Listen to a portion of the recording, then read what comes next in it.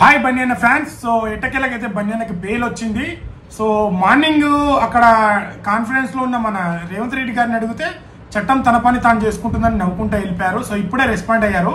So so మా ఫ్యామిలీలో తను చనిపోవడం అయితే చాలా బాధాకరం. సో మా బన్యన్న ఫ్యాన్స్ కూడా ప్రతి ఒక్కరు బాధలో ఉన్నారు. సో సెలబ్రేషన్స్ కూడా చేయడానికి కానీ ముందు మాట్లాడడానికి చాలా మేము ఆలోచించి అసలు రావట్లేదు. ఎందుకంటే ఇంత ఒక ఫ్యామిలీలో ఇలా జరిగింది కదా అని చెప్పి. సో మూవీ టీం వాళ్ళు కూడా అంతే బాధతోని. సో మొన్న రీసెంట్గా ఢిల్లీలో ఒక థ్యాంక్స్ మీట్ పెట్టారు తప్పించి ఇక్కడ ఒకటి పెట్టారు. సో వాళ్ళకు అల్లు అర్జున్ గారు మాట్లాడి ఒక బైక్ మాట్లాడి వాళ్ళకి 25 లక్షలతో పాటు వాళ్ళకి ఏ ఆపద ఉన్నా మళ్ళీ చూసుకుంటాం, ప్రతి దేంట్లోనే చూసుకుంటామని ఒకటి ఇచ్చారు. సో ఈరోజు రేవంత్ రెడ్డి గారు సో సినిమా దాని గురించి ఈరోజు రియాక్ట్ అయ్యారు. ఎందుకంటే సల్మాన్ ఖాన్ అరెస్ట్ కాలేడా, సంజయ్ దత్ అరెస్ట్ కాలేడా అని అంటున్నారు. సో ఇది పక్కా రేవంత్ రెడ్డి గారి కుట్రనే నాకు అనిపించింది. సో మీరు ప్రజలకు ఏదైనా నష్టం జరిగితే దాని మీద కూడా ఇట్లానే రియాక్ట్ అవ్వాలి సార్, ఖచ్చితంగా రియాక్ట్ అవ్వాలి. రేపటి నుంచి నేను క్వశ్చన్ చేస్తా, ఖచ్చితంగా ప్రతిదానికి క్వశ్చన్ చేస్తా.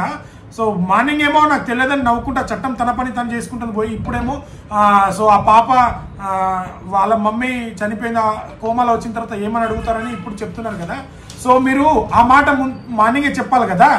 సో ఇది మీరు పర్మిషన్ మీకు అడిగారు, మూవీకి కూడా పర్మిషన్ ఇచ్చారు. సో ప్రతి దాని మీద మీరు స్పందించాలి. ఇప్పుడు ఎందుకంటే హామీలు నెరవేరలేదు, వీటిల మీద మీరు ఇస్తలేరని మీరు స్పందించాలి. సో మీరు అబద్ధాల హామీలు చెప్పి ఇవన్నీ చేసిరు కదా. సో ఇట్టకెళ్ళకైతే మీరు కావాలని కుట్ర చేసి సో ఇది కూడా చెప్తున్నారు ఏంటంటే సో అల్లు అర్జున్ గారి వైఫ్ మా బంధువులు, సో వాళ్ళ నాన్నగారు కూడా కాంగ్రెస్ పార్టీలో ఉన్నారు, ఆయన నేను తీసుకున్నాను.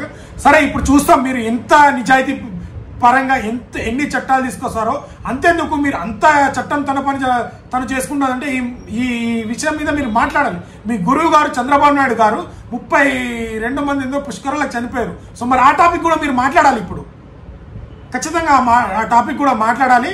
సో ఇప్పటి నుంచి అయితే ఖచ్చితంగా రేవంత్ రెడ్డి గారు మీ ప్రభుత్వం మీద మీరు ఎలాగైతే చట్టం తన పని తను చేసుకుంటుంది కదా, మేము చట్టపూర్వకంగానే మీకు ప్రశ్నిస్తాం, ఖచ్చితంగా మాట్లాడతాను, ప్రతి వీడియో మాట్లాడతాను. అండ్ బన్యన్న ఫ్యాన్స్, బన్యన్న అయితే వచ్చేసిండు, ఎలాగైతే తీసుకెళ్లారో అలాగే తీసుకొచ్చిండు. పుష్పరాజ్ అస్సలు తగ్గేదేలే, కానీ ఖచ్చితంగా దీని వెనుక ఎవరెవరైతే ఉన్నారో ప్రతి ఒక్కరికి సమాధానం చెప్తాం, ఖచ్చితంగా బయట లాగుతాం. రేవంత్ రెడ్డి గారి హస్తం అయితే ఖచ్చితంగా ఉంది దీంట్లో.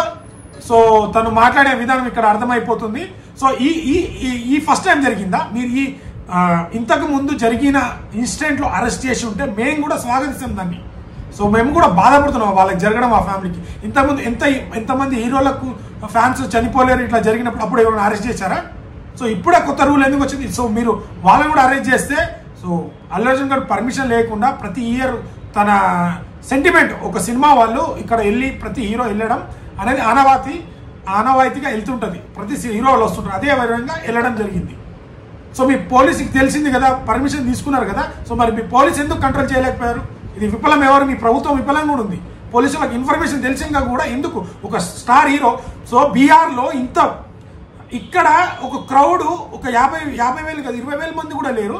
సో మీ గవర్నమెంట్ దాన్ని కంట్రోల్ చేయలేకపోయింది. పోలీసులు 2 నుంచి 5 లక్షల మంది, 2 లక్షల నుంచి 5 లక్షల వరకు 7 లక్షల వరకు వచ్చిన మందిని బీహార్ గవర్నమెంట్ ఇంత గీత పడకుండా కూడా గవర్నమెంట్ 900 మంది పోలీసులను 900 మంది బౌన్సులు అరేంజ్ చేసింది.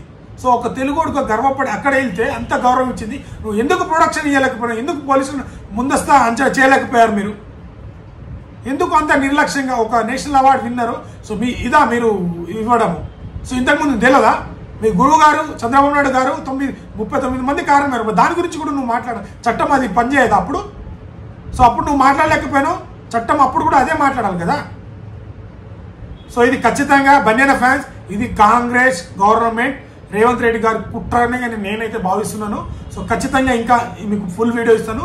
సో బన్యన్న ఫ్యాన్స్ ఎవరు వరి కావద్దు. బన్యన్న గారు అయితే వచ్చేసారు ఇంటికి.